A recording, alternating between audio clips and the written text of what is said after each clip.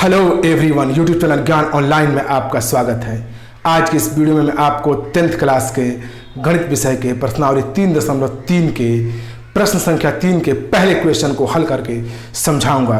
तो चलिए वीडियो को शुरू करते हैं और प्रश्न को हल करते हैं। प्रश्न के अनुसार निम्न समस्याओं में रैखिक समीकरण युग्म बनाइए और उनके हल प्रतिस्थापन विधि द्वारा ज्ञात कीजिए।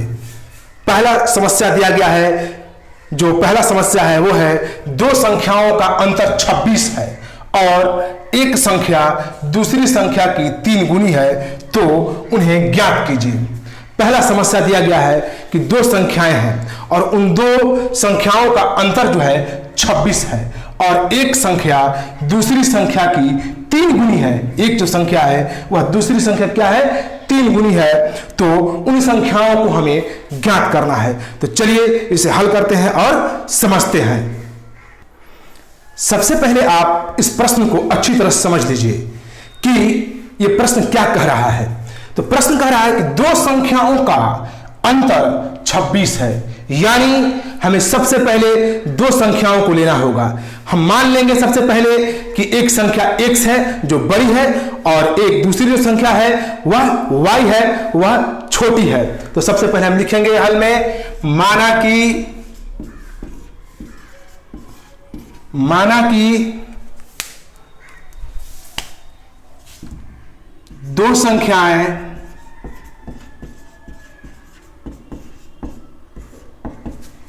क्रमशः x और y है। सबसे पहले हमने क्या मान लिया कि दो संख्याएं हमारी हैं वो x और y है। जहां क्या है जी, जहां x जो है बड़ा है y से, x क्या है, y से बड़ा है। हमने मान लिया कि दो संख्याएं क्रमशः जो है x और y है, जिसमें x बड़ी है और y छोटी है। इट मीन्स x बड़ा है y से। अब क्या करेंगे, अब हम प्रश्न के अनुसार चलेंगे।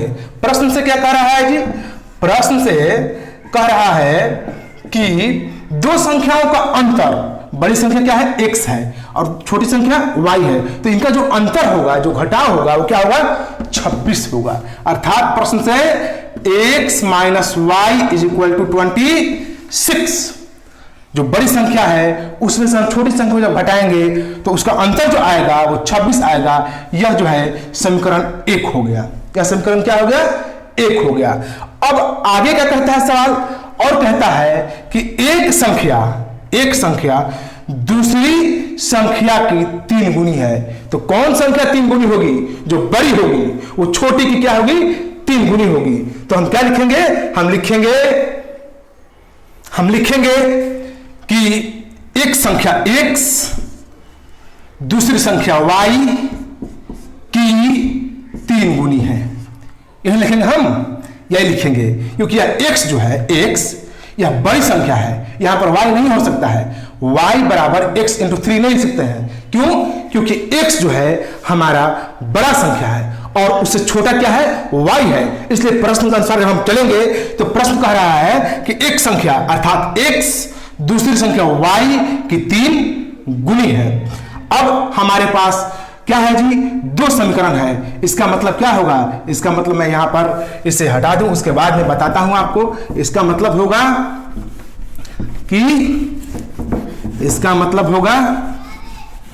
x और यहां लिख लें, प्रश्न के अनुसार हो रहा है ये, x बराबर 3y। ये आपका समीकरण 2 हो गया।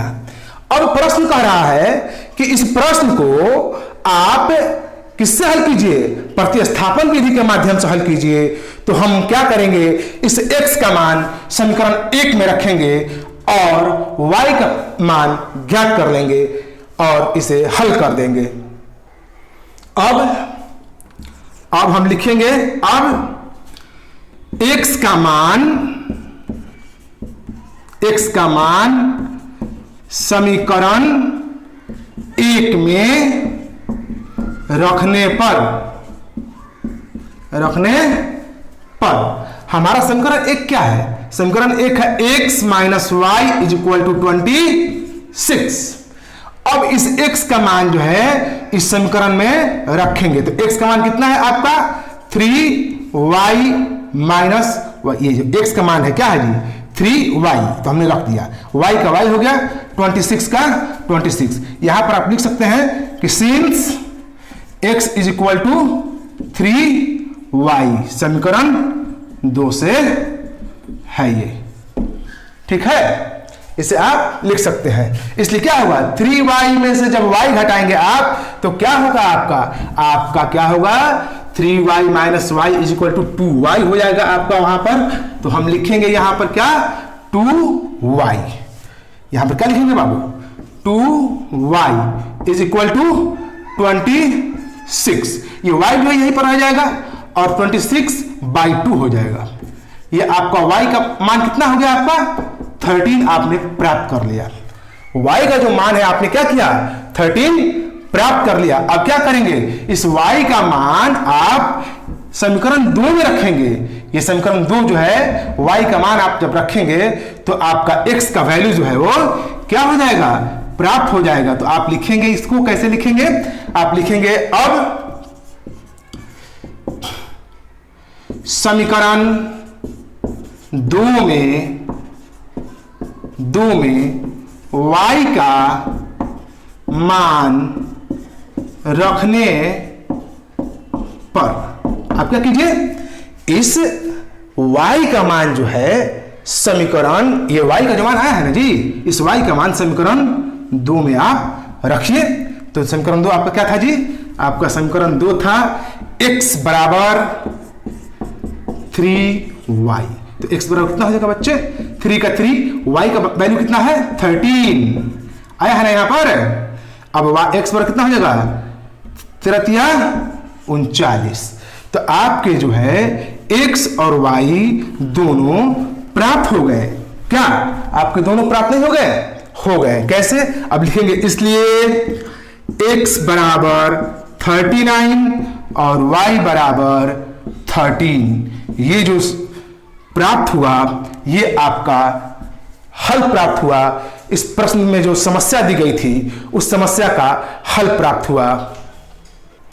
इस प्रकार हम लिखेंगे अभीष्ट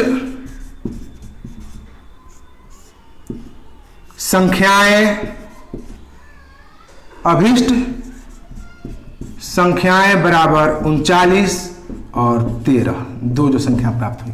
ये नीचे है, मैं ऊपर लिख सकता हूं अभीष्ट संख्याएं क्या होंगी 39 और 13। ये जो हुआ हमारा जो समस्या दिया गया था तीसरा का पहले क्वेश्चन का, उसका हल प्राप्त हो गया। इस प्रकार हमने इसका हल प्राप्त कर लिया। इस प्रकार बच्चों आपको अगर वीडियो अच्छा लगे तो प्लीज इसे लाइक करें, शेयर करें और अपनी राय कमेंट बॉक्स में जरूर लिखें। अगर आप इस चैनल पर नए हैं तो आप इस चैनल को सब्सक्राइब करें और बेल आइकन को जरूर प्रेस करें ताकि आपको ऐसे ही यूजफुल वीडियोस आप तक पहुंच सकें सबसे पहले। तो वीडियो को देखने के लिए बहुत बहुत धन्यवाद। Thank you very very much बच्चों, थैंक यू।